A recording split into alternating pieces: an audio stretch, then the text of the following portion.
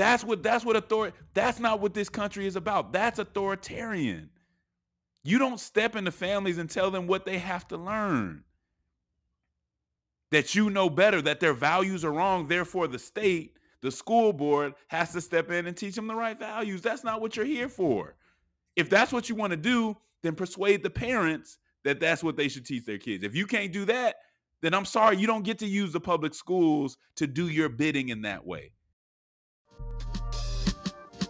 Your eyes on the times, you walk ready to speak up. But with so many problems, you're exhausted trying to keep up. This is the Church Politics Podcast, where you can get political commentary from a biblical worldview. We're not trying to be conservative or progressive. We're trying to be Christian in the public square. And I'm black as heaven. I'm made in God's image. Nobody can change my settings. Hey man, cut off my knees and put an end to my search. It's easy to sell your soul when you don't know what it's worth.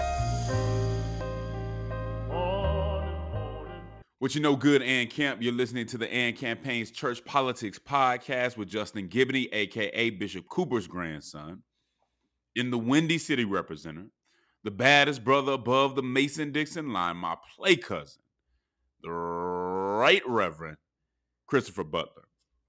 Chris, as you know, and as I talked about for those who watch my civic updates on social media, primarily Instagram, there was the first Republican presidential primary last week. It was interesting, a lot going on. There were 8 people up there. And as you know, when it comes to a debate, 8 people is a lot. Really, anything over 4 people is a lot. It just doesn't give the folks a whole lot of time to express their vision and where they are on certain issues. But I will say they kept it lively. It was an interesting back and forth. I gave the folks who I thought did a good job based on who their base was. So not necessarily, one thing we got to realize, Chris, is that these conversations and this primary conversation is not for us, right? We're not like Republican primary. We're not the Republican base when it comes to the primary, okay? Mm-hmm. So I think when we watch this stuff, we have to keep in mind that they're not necessarily speaking to us. They're speaking to a certain kind of voter who they need to get on their side to win the primary, whether that voter be in Iowa, Super Tuesday state, or New Hampshire or whatever. Based on that criteria, I think Vivek Ramaswamy, I'm killing that name. Vivek Ramaswamy did fairly well, very MAGA. Nikki Haley, I thought, did better than people expected. But I'll be honest with you, Chris, she reminded me of the issues that I had with the Republican establishment before Trump came in, right? You tend to forget that there were issues there before Trump, but she reminded me of that. And as I said, I think her perspective in general is like a very Bush era neoconservative perspective that I just don't think is going to sell well. I think she had a pretty good debate, but I just don't think a lot of people are going to be feeling that. What were your thoughts, Chris? Yeah, I think for the most part, kind of came away with the same sort of impression.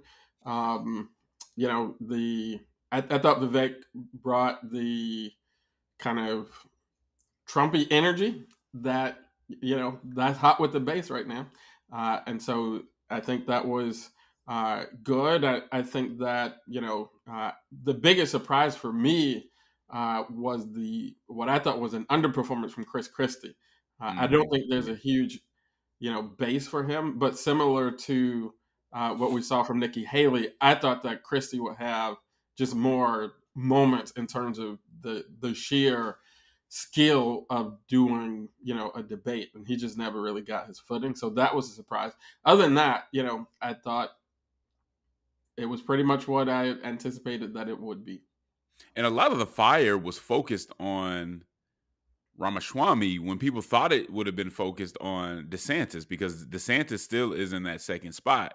But he was able to kind of not necessarily dodge, but he just didn't have to take a lot of incoming, where Vivek was sort of provoking the incoming fire and loving it. I think reveling in the attention and the fact that folks had to concentrate on him. And I'll be honest with you, as far as somebody, how he communicates well as a politician. He's not a politician, he's a business guy, but he communicates very well. He's very quick on his feet.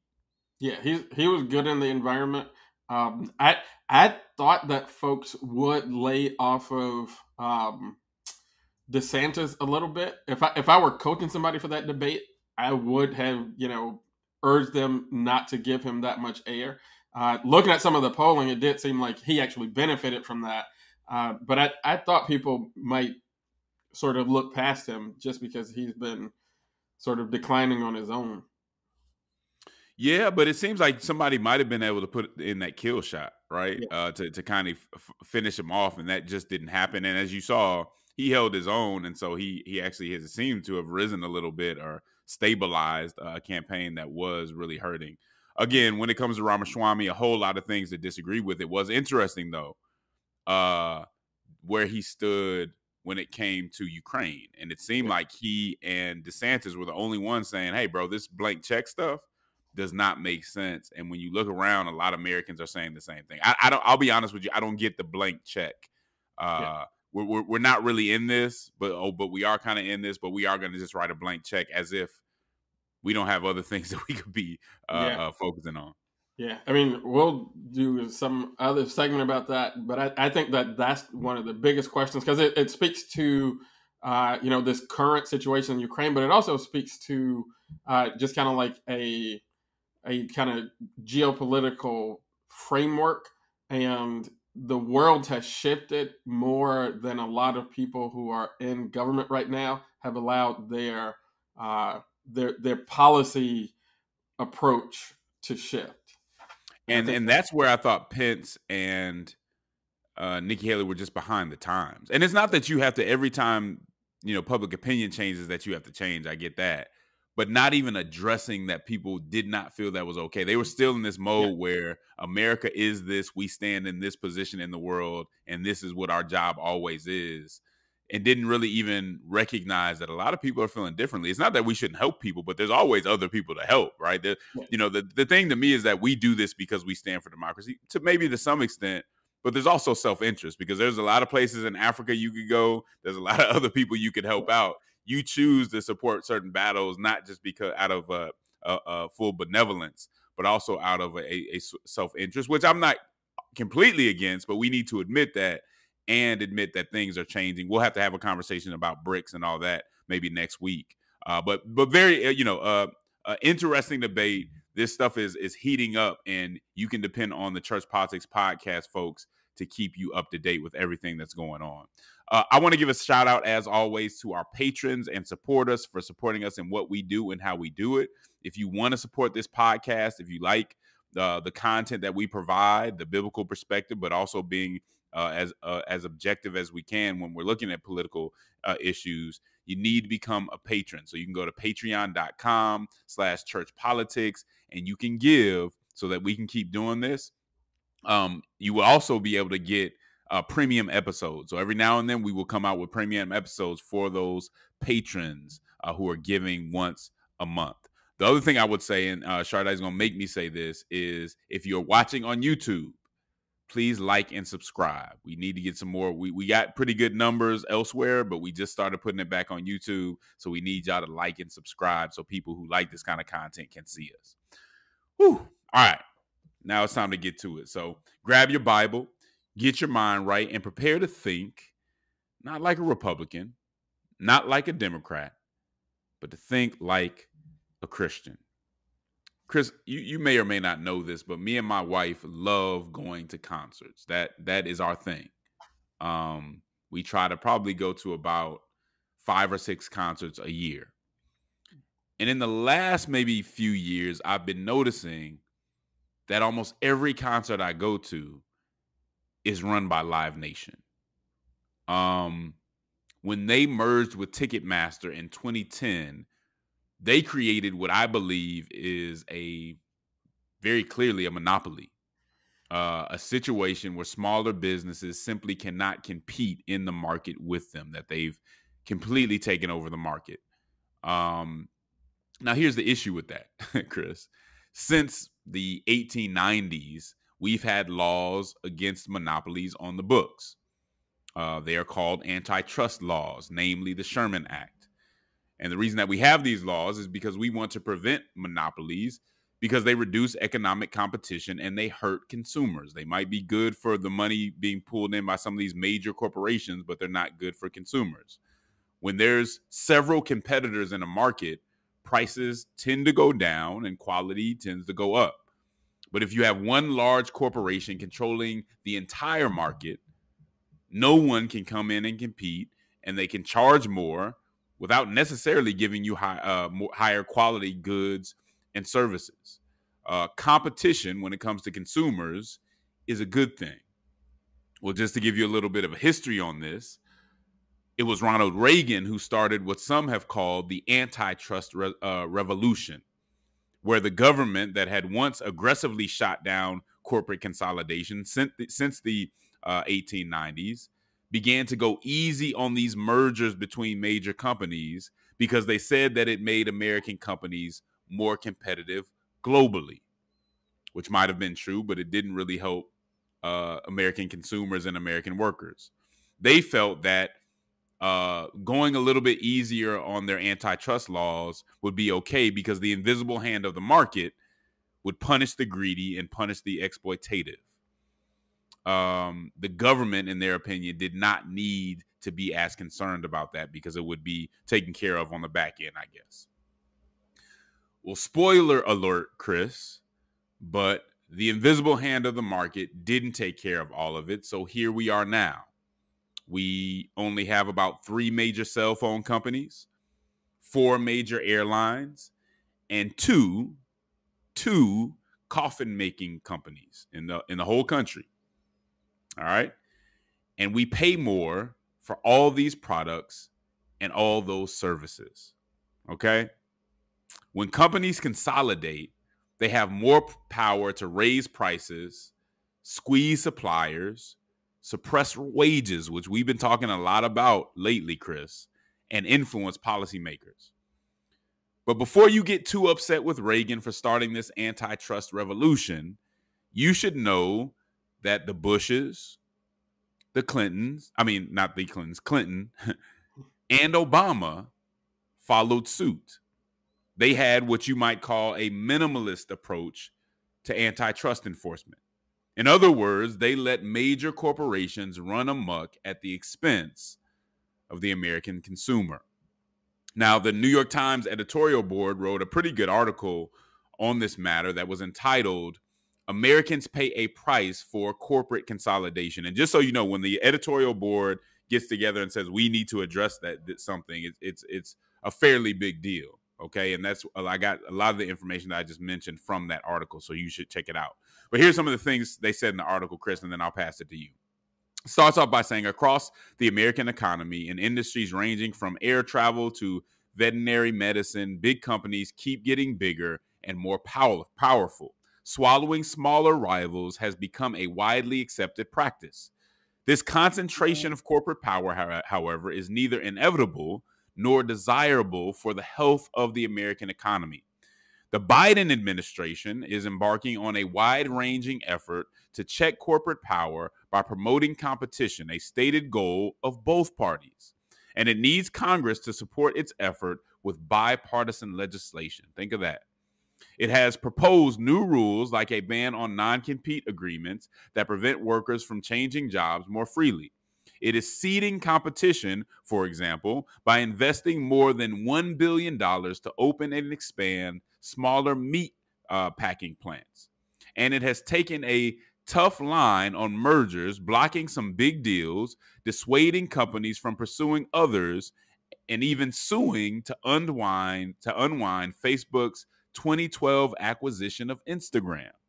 Last month, the Department of Justice and the Federal Trade Commission, which are charged with enforcing antitrust laws, proposed new merger guidelines that would formalize this turn towards stringency, ending decades of acquiescence to corporations by both Democratic and Republican administrations. Now, I want to say, hold up, because I know y'all hate both sidism, but sometimes they were both doing it.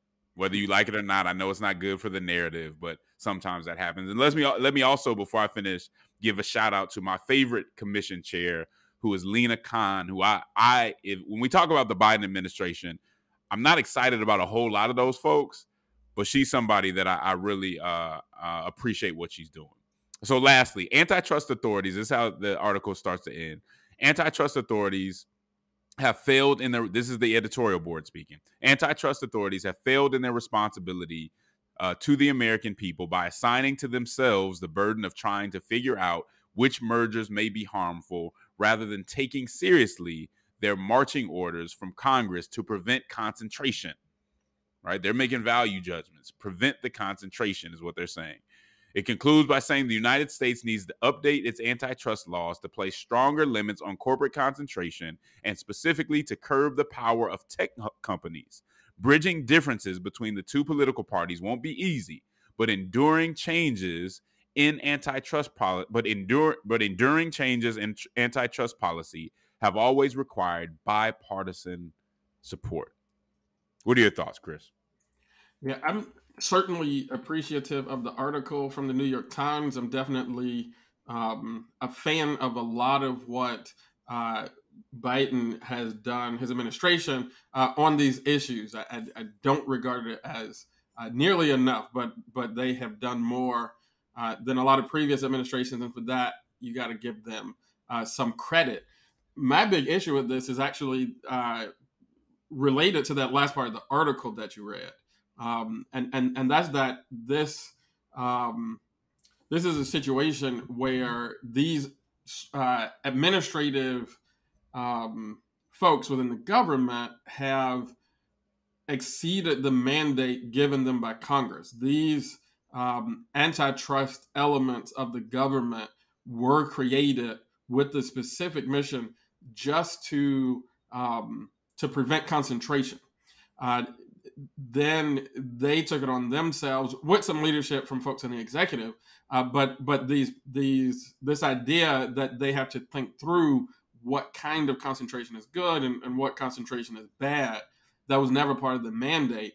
And this is part of that problem that some people call the deep state, right? It is a state within the state in which unelected bureaucrats seize powers that were not granted to them neither by the Constitution of the United States nor the Congress of the United States. And this is, I point that out because sometimes you hear that language of the deep state much more rampant, I guess, on what would be considered the right. But for those who believe in antitrust on either side of the aisle, but they're probably, there's probably overrepresentation on the left side. You have to look at this and see that this is also deep state. This is unelected bureaucrats taking power that was not given to them by Congress. And I think that's one of the big issues of our time is to restore the power of our Congress. And it doesn't come out of nowhere, though, right? This, to me, indicates corporate capture. This is not just them one day saying, hey, it would be better to do it this way. No, there's a relationship between where they go to get jobs after they're done. This is not everybody, right? We don't want to impugn everybody. But if you look closely, there's a relationship between where these folks go to get jobs and how their policies have amazingly helped some of these major corporations in ways that were not intended by our antitrust laws. And like you said, the imperatives that they were given by Congress. Go ahead, Chris. I'm sorry. Yeah, so for sure, I think that President Biden and his administration have to keep their foot on the gas. I think there's a lot more that they can do within the bounds of the laws that are currently on the books, just enforcing those. But I agree with the New York Times editorial page that there are new antitrust laws that are actually needed as well.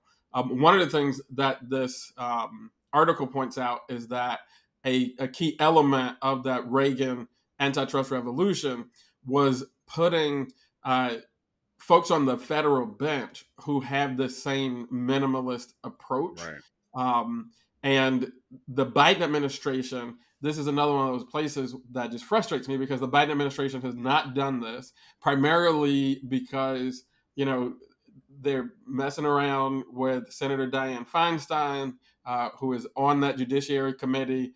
And, so they're not getting through the work. They're not doing the votes. And these are those parts of government that don't get talked about a lot in sort of social media and a lot in culture, but that really, really impact life for everyday people.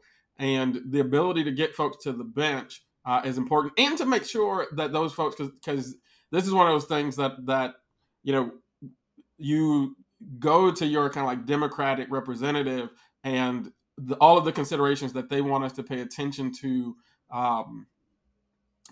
it are these kind of like cultural issues, right? And they're not going to be issues just that you and I are, necessarily supportive of, but certainly people on the left, they're going to be like, finding judges who are going to, ease up on gender, ideology, and ease up on, abortion and all these types of things.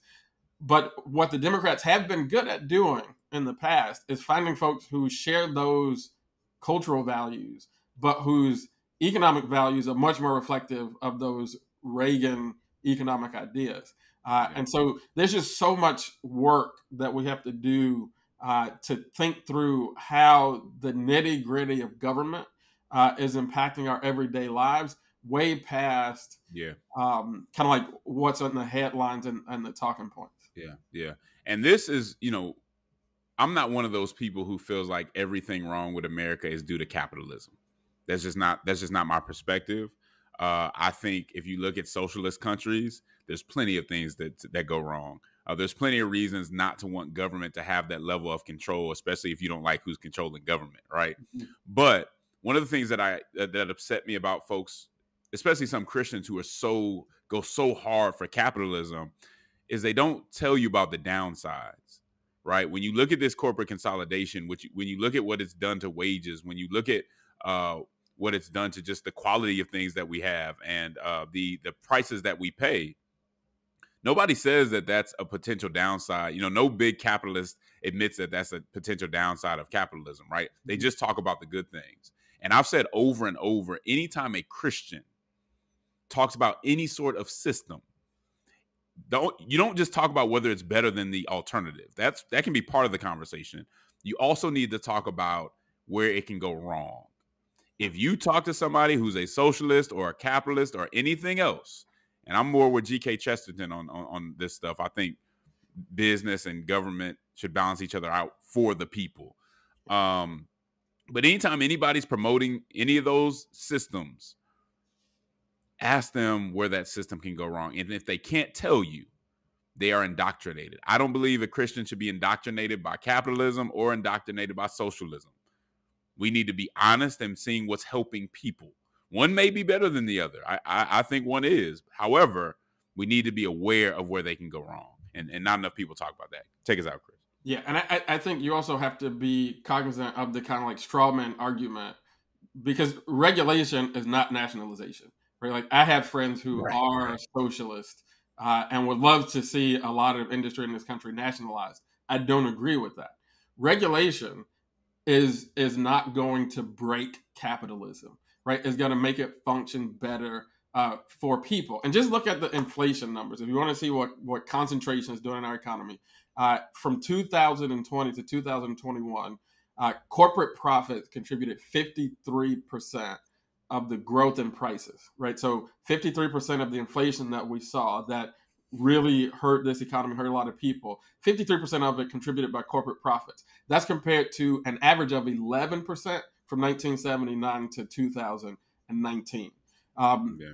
The non-labor costs were around 40% compared to 25% in that sector. So concentration, monopolization allows companies to have an unfair amount of control over the market and over the economy. When government steps in with regulation, it doesn't break capitalism. It makes it more fair. Well, and that's the thing. To talk about regulation in broad strokes doesn't make sense. There are good regulations that do hurt the market and hurt consumers, and there are bad regulations. We can't just generally say we need less regulation. We need smart regulation, which means sometimes it may be less because there's some things we don't need regulation for. But when it comes to something like this, we do need smart regulation. And so don't just step on one side or the other. I love regulation or I hate regulate. That doesn't make sense. It's such a broad category that you can't talk about it in those terms. But we went a little over on this segment. I think it was a good one. Chris, I want to talk about another issue that we've talked about before that I think really has the potential to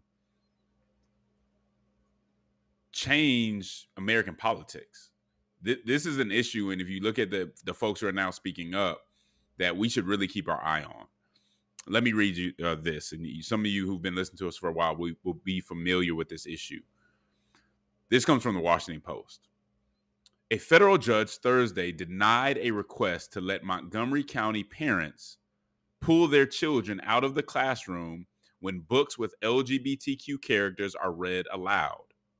Several Muslim and Christian families sued Montgomery County Public Schools in May, saying the use of LGBTQ school books forces religious parents to either forego their beliefs or depart the public school system. They asked to allow their children to opt out of such readings before the school year begins on August 28th, at least on a temporary basis, while litigation over the permanent exemption proceeds. Eric Baxter, an attorney representing the religious parents, said the decision was wrong on multiple levels, since courts have recognized that indirect pressure on parents or students to abandon their religious beliefs is sufficient to trigger the First Amendment. He said the school board has admitted it is trying to disrupt students' understanding. It's trying to disrupt heteronormativity and cisnormativity. Now, you got to understand this, guys. In Maryland, students are allowed to opt out of certain lessons, specifically the Family Life and Human Sexuality curriculum, a unit referenced in the state's health education framework. Proponents for an opt-out said the elementary level books introduce similar topics around sexuality, gender identity, and as such, they should be eligible for the same opt-out. So you can opt out in high school, but you can't opt out in elementary school. In our view, it's absurd that the school board, this is the attorney again, in our view, it's absurd that the school board is allowing high school students to opt out of the same material when it's presented in their health ed classes, but not elementary school kids when it's presented during story hour. Chris, this fight isn't over, right? They're going to continue to appeal this decision, which I think was a bad decision. If you read the decision, Chris, while there's some legalese in it, you almost feel like the judge might have been writing like a sociology paper or something like that. She might have forgot where she was at.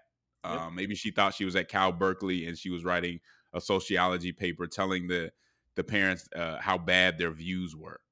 But this is when for people who always, ask me, how do I not just go along with what everything progressives want me to and say that they're great about everything? Well, I'm going to continue to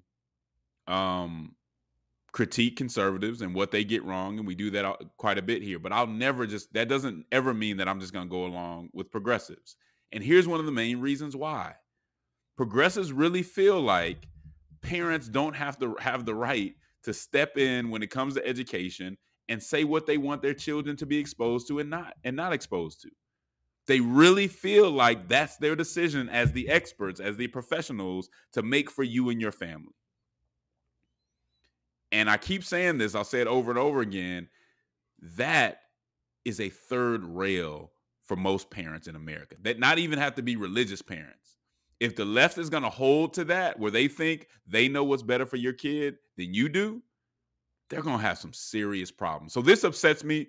I'm glad to see our Muslim brothers and sisters stepping up and saying, hey, we're not going to take this. This is not okay. If you read some of these books and what's in some of these books, it's appalling that a third grader who doesn't, there's no mandatory learning of African-American history, all that, but it's mandatory. We're going to force you. We're not even going to let your parents opt you out of this propaganda that we have for you right now, because we got to get that indoctrination in. Go ahead, Chris. Yeah, this definitely upset me a lot. Just coming into politics and organizing community work through education, I remember when opt-out used to be the go-to compromise for everything. If you don't want your kid to eat the school lunch, they don't have to eat the school lunch. Send your kid with their own lunch. If you don't want your kid to watch the movie that we're watching in Spanish class, That's fine. They don't have to watch that movie. And all of the weight and the pressure was really on the opt-out parents because they kind of felt like, that's putting undue pressure on them. Folks, this is not a book ban. This is not, don't teach it. This is a school district telling parents they cannot take their kid out of the classroom when material that they think is objectionable is being presented. I have never, Justin, heard of a school district telling a parent that they can't opt their kid out. I don't think I've heard it for anything. And what's the motivation for that? What's the motivation for you saying, no, your kid gonna sit down and listen to this book? That is insane. Who are you and what are you trying to accomplish here? Right. And then, I love what you said about the opinion, because I went and read the decision because I couldn't believe it. And it does read like a sociology paper, but even within the context of a sociology paper, and I'm glad that this was quoted in the article, this statement, 2 sentences, with or without an opt-out right, the parents remain free to pursue their sacred obligations to instruct their children in their faiths, even if their children's exposure to religiously offensive ideas make the parents' efforts less likely to succeed. That doesn't even make any sense. You have a sacred obligation. We do not have any right to interfere with those sacred obligations. But even if our behavior interferes with the sacred obligation, it doesn't interfere with the sacred obligation. That makes no logical sense. And this is written in an opinion from a judge. And I urge people to go read this. This is not, in my view, a legal opinion. This is a social doctrine and an opinion from that perspective. It does not make logical sense. So let's hope the Court of Appeals does their job instead of inserting their ideological positions into their decision. Because I agree with you. It's shameful that someone who is put in a position of public trust would come down with this kind of decision, which is plainly ideological, plainly against parental rights, plainly against the First Amendment. And it's just going to stand 10 toes down on that decision. But guys, we have to enter into this conversation. Yeah. We have to be more sophisticated than to say, okay, conservatives bad, therefore progressives good, and everything I say publicly has to be in support of one side or the other, or else it's both sidism. And no, bro. It just so happens, good or bad, that the situation, politics, culture is just more complicated than that. And if we're not ready to be nuanced and deal with those complexities, then we're not willing to be good stewards of our citizenship. There is no explanation for you to say, no, a parent can't opt their kid out of certain books. Yeah. They didn't say you got to take the book off the shelf. I don't want my kid dealing with that. I want to be the one to talk to him about that, not you. But again, and this is one of the biggest problems I have with progressivism today, the experts believe they know better than you. And not only believe they know better than you, that they need to be in between you and your child on this, because if you're a conservative parent, then you're bad and you're hurting your kid.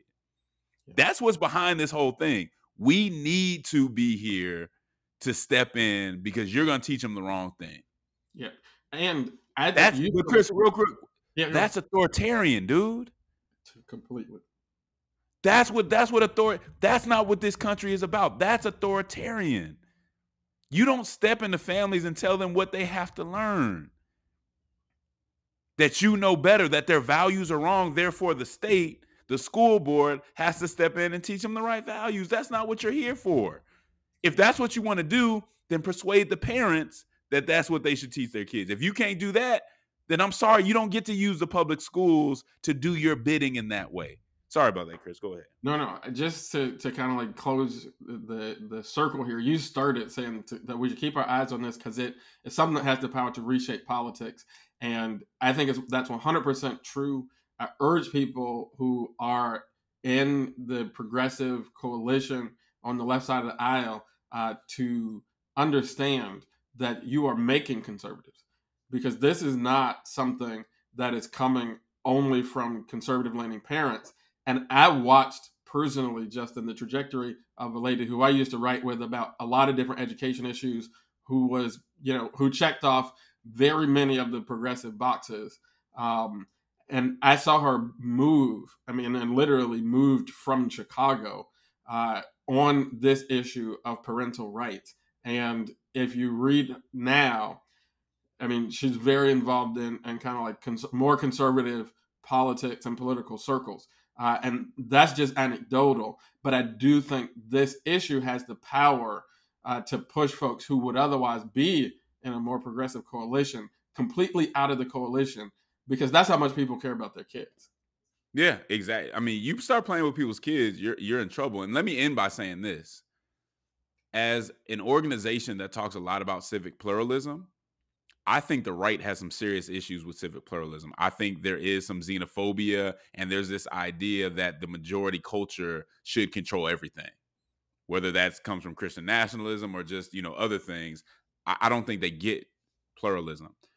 But there are a lot of people on the new left that do not get civic pluralism either. And so just so y'all know, I'm sure if you listen to this, you heard it before, civic pluralism deals with the idea that we live in a society where people have different beliefs and we respect their beliefs, even if we disagree with them. This is not respecting people's beliefs, especially when you're dealing with other people's kids. No matter how passionate you feel about an issue, you don't get to intrude on others' ability to disagree with you. That's what civic pluralism is about. It's not just about the easy issues that we all agree on. No, who cares about it then? It's about the tough issues that certain people in society feel very passionately about, but have to accept that other people disagree and get to teach their kids what they want to teach their kids. That is civic pluralism. If you can't deal with that, if you think it's only for issues that you don't care a whole lot about, then you don't get civic pluralism. Well, Chris, I was strolling through social media the other day, and I ran into an interesting poll, and I just want to see what your thoughts are about it. And the poll brings up the relationship between Biden, Trump, and black voters. Now, there's no doubt in our mind that more black voters are going to vote for Biden, right? But there's been some changes in the amount of support that Biden has from the black community. Why?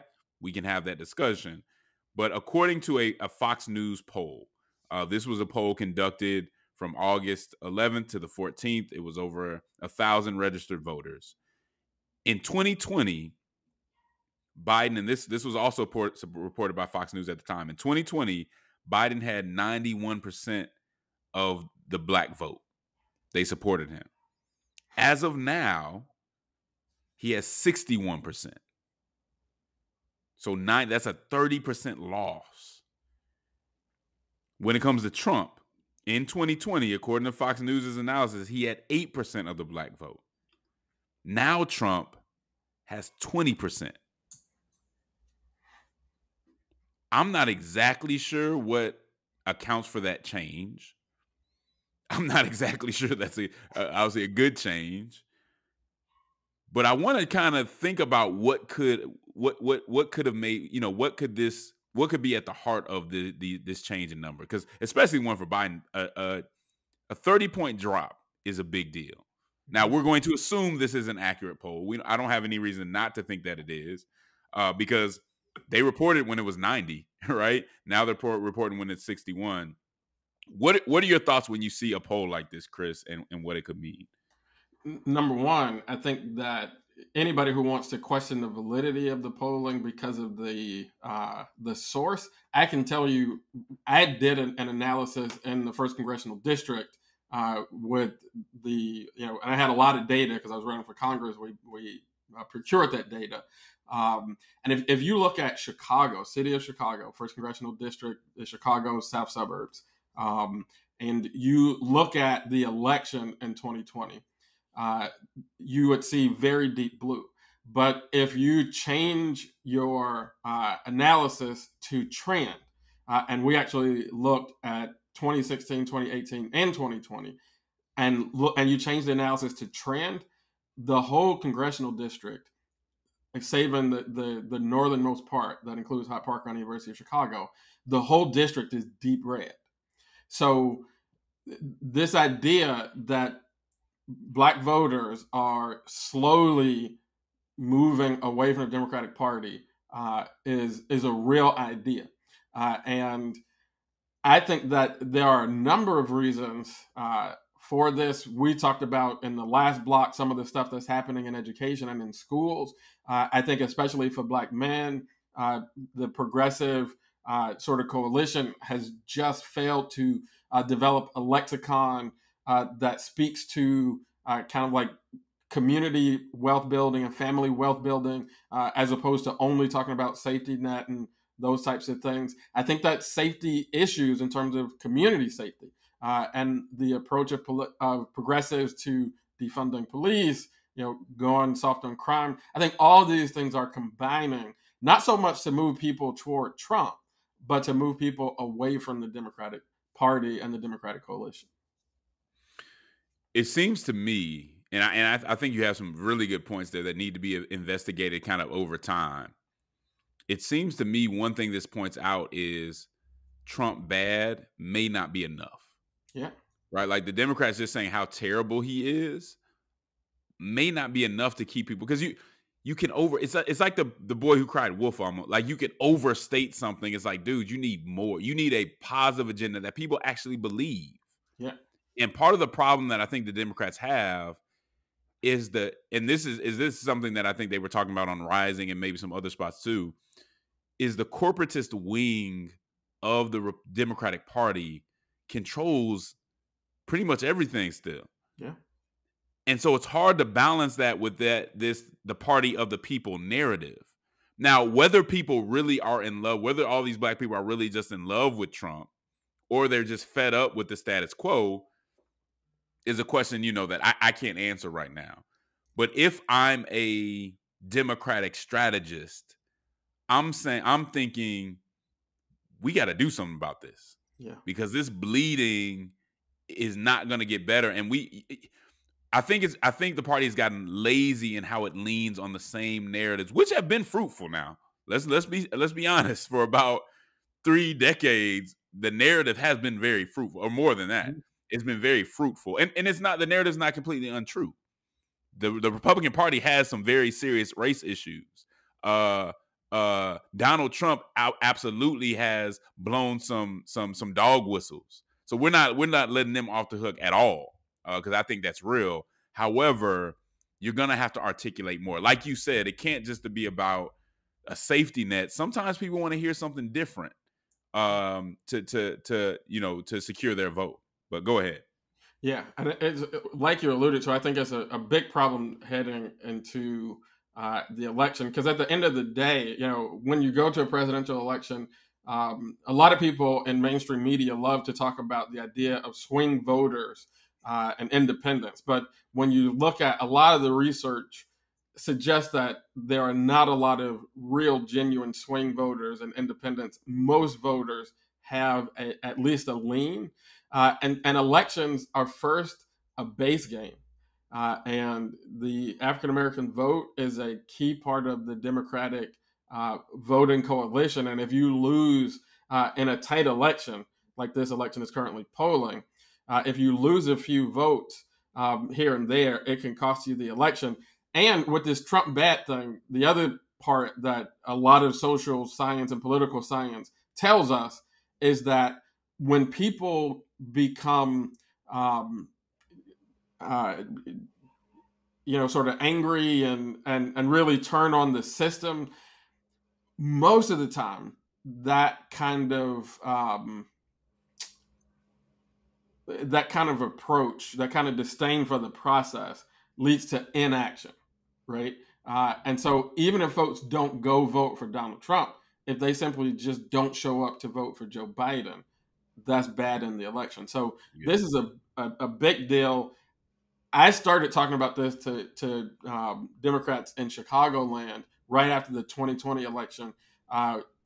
Shared some of that same analysis that I talked about earlier in this block during the 2022 cycle. And I hope that people around the country are taking it way more seriously than we're taking it right in the land of Lincoln. Because And here's a crazy part. All these indictments haven't mattered at all in a negative sense. Yeah. They haven't hurt Trump's numbers at all. And if you're looking from the Democratic side, the drop in his support among Black people, coupled with the apathy that you're kind of seeing in the Black community, coupled with Cornel West, Yeah, didn't even right? talk about that. That's some cause for concern. Coupled with, can this man get through a real campaign? Yeah. And then you hear Nikki Haley say a vote for Biden is a vote for Kamala Harris. I mean, there's a lot of things adding up. Just keep an eye out on it. It's going to be interesting. It's going to be interesting, man. I don't know that we can reach any conclusions on any of this stuff, but it's definitely worth keeping our eyes on for sure. Well, that's all we have for this episode, man. We really appreciate y'all. Again, join our Patreon, become somebody who supports the movement, not somebody just who gets the information, but somebody who's actually a part of the movement. We would greatly appreciate it. As you already know, there's a cross that neither political conservatism nor progressivism is fit to bear. There's a civic hearing in need of faithful witnesses who love social justice and won't surrender the truth to be loved by the world. Politic with the boldness and compassion of Jesus Christ. Until next time, Ann Camp, I'll holla at you.